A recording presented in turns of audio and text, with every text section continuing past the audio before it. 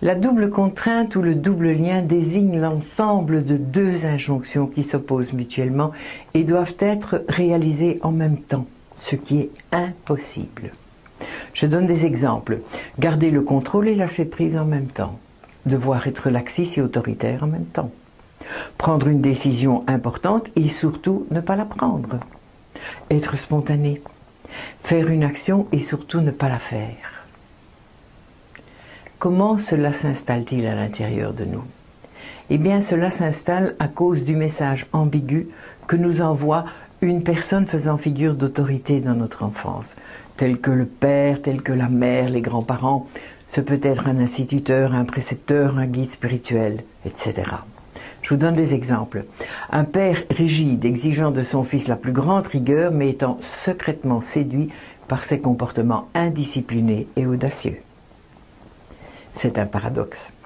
Une mère qui prévient sa fille des dangers sexuels tout en exigeant qu'elle ait du succès auprès des garçons et tout en lui reprochant de n'avoir aucun succès auprès d'eux.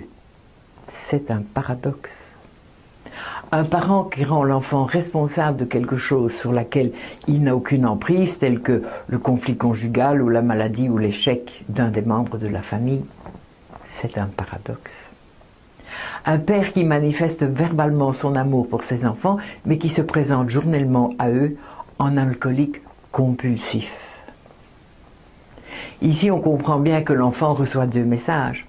L'un est verbal et entre en résonance avec les pensées. Et l'autre message est émotionnel et entre en résonance avec le ressenti de l'enfant.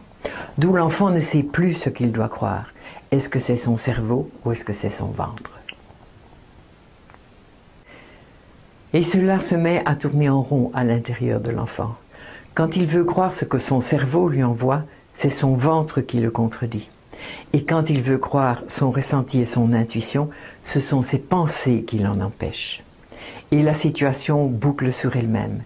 Et l'enfant n'est pas capable de la moindre explication. Il ne comprend pas ce qui lui arrive. Cela relève de l'inconscient, c'est inscrit dans son expérience archaïque. Mais ce programme archaïque grandit avec nous. Il se manifeste dans des situations variées. Il nous choque, nous sommes scotchés dans l'instant, la tête en vide. Nous entrons dans une sorte d'hypnose hors du temps.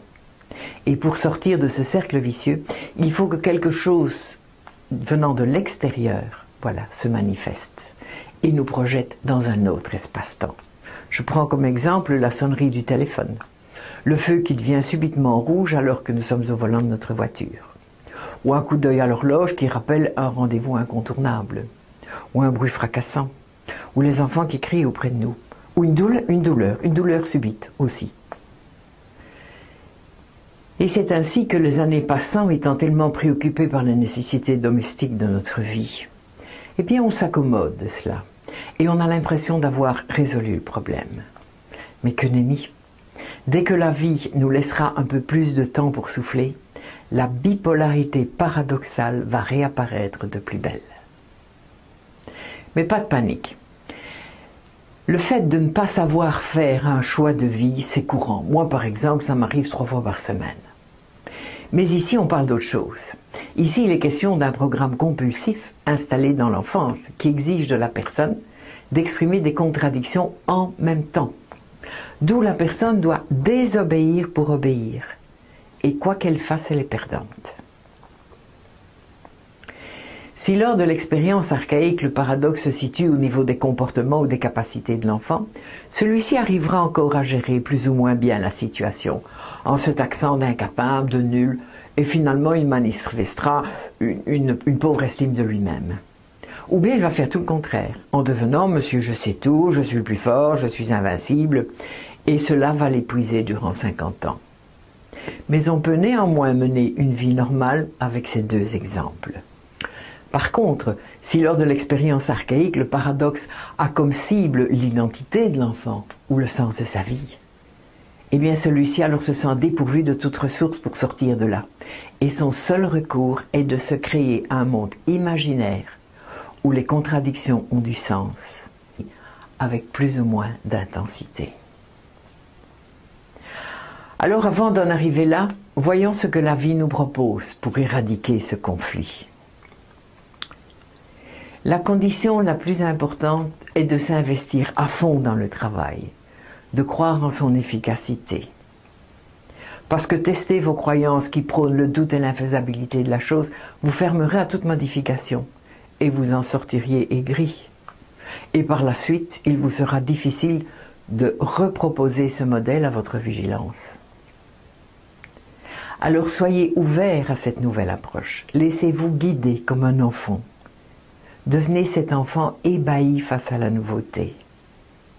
Il s'agit d'une séance d'hypnose d'environ 30 minutes, utilisant des métaphores visuelles et kinesthésiques. Ce travail nécessite néanmoins d'être seul avec soi-même et d'être sûr de ne pas être dérangé. Je vous propose d'utiliser un casque d'écoute parce que ça aide à se sentir complètement immergé dans le travail. Ceci est une vraie séance thérapeutique que je pratique entre 2 et 3 fois par semaine, ce qui devrait vous conforter dans le fait que vous n'êtes pas la seule personne à vivre cela.